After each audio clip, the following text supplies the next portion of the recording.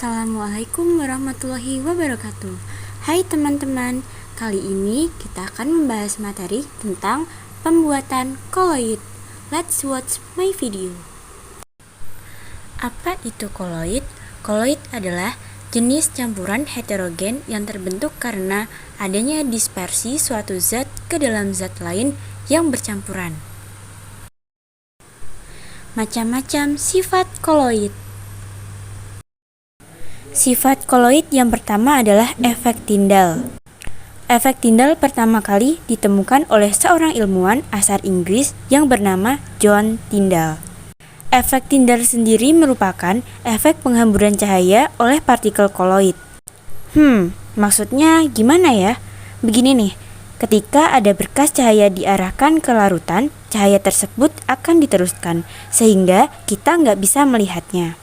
Hal ini dikarenakan larutan bersifat homogen. Tapi, ketika berkas cahaya diarahkan ke koloid dan suspensi, berkas cahaya akan dihamburkan sehingga jejak dapat terlihat. Dan contohnya ada gambar yang ada di samping. Sifat koloid yang kedua adalah gerak Brown. Pada tahun 1827, seorang botanis asal Skotlandia, Robert Brown, berhasil mengamati gerak partikel koloid. Ia menemukan ternyata secara mikroskopis partikel-partikel koloid akan bergerak secara acak dengan jalur patah-patah atau zigzag dalam medium pendispersi. Sifat koloid yang ketiga yaitu adsorpsi. Absorpsi merupakan peristiwa menempelnya partikel bermuatan atau ion pada permukaan koloid. Adsorpsi terjadi karena adanya kemampuan partikel koloid untuk menarik atau ditempeli oleh partikel-partikel kecil. Kemampuan untuk menarik ini disebabkan karena adanya tegangan permukaan koloid yang cukup tinggi. Sifat yang terakhir adalah koagulasi. Koagulasi adalah proses rusaknya sistem koloid yang ditandai dengan proses penggumpalan akibat terbentuknya partikel-partikel yang lebih besar ukurannya daripada ukuran koloid, lebih besar dari 100 nanometer. Koagulasi dapat dipengaruhi oleh pemanasan, pendinginan, penambahan elektrolit, pembusukan, pencampuran koloid yang berbeda muatan, dan elektroforesis. Lalu, bagaimana cara pembuatan koloid?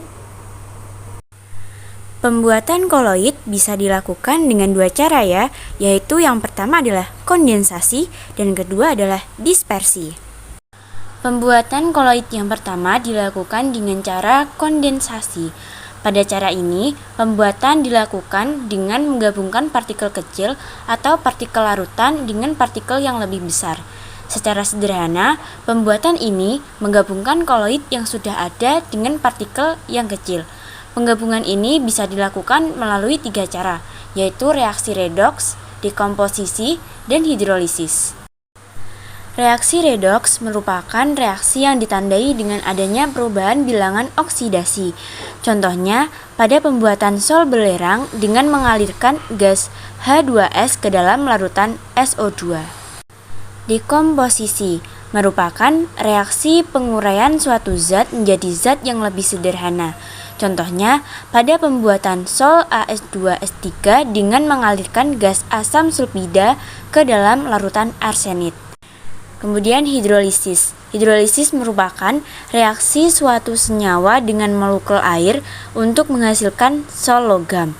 Contohnya, pada pembuatan sol FeOH 3 kali dengan mencampurkan larutan jenuh FeCl3 ke dalam air mendidih dan diaduk hingga larutan berwarna merah kecoklatan. Pembuatan koloid yang kedua yaitu dilakukan dengan cara dispersi. Cara pembuatan ini terbalik dengan cara kondensasi. Cara dispersi adalah memecahkan partikel yang besar atau suspensi menjadi partikel kecil atau koloid. Untuk melakukan pemecahan ini bisa dilakukan dengan tiga cara, yaitu peptisasi, busur Bredig, dan mekanik. Cara peptisasi. Pada cara ini, partikel-partikel besar dipecah dengan bantuan zat pemeptisasi atau zat pemecah. Contohnya, endapan AlOH 3 kali dipeptisasi oleh AlCl3, endapan NiS oleh H2S, dan agar-agar dipeptisasi oleh air. Cara busur beredik. Cara ini digunakan untuk membuat sol-sol logam seperti Ag, Au, dan Pt. Caranya, arus listrik bertegangan tinggi dialirkan melalui dua buah elektrode logam berbahan terdispersi. Kemudian, kedua elektrode itu dicelupkan ke dalam air hingga kedua ujung elektrode hampir bersentuhan agar terjadi loncatan bunga api. Dan cara yang terakhir yaitu mekanik.